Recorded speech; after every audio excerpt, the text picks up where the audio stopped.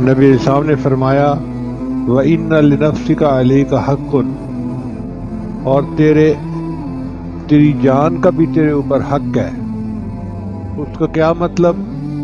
کہ تم اچھا کھانا کھاؤ، اچھا لباس پہنو، اپنے بیوی بچوں کو اچھی طرح رکھو، اللہ نے جو نعمتیں دی ہیں ان کا اظہار کرو۔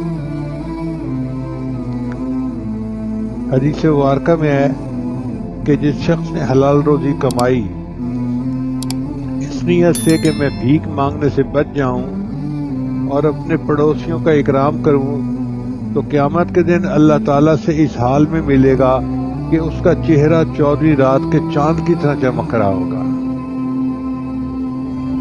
آپ اندازہ کیجئے کہ رزق حلال کمانا اللہ کو اتنا پسند ہے کہ یہ بندہ قیامت کے دن 14ویں کے چاند کی طرح اس کا چہرہ چمک رہا ہوگا، اور اس حال میں اللہ سے اس کی ملاقات ہوگی۔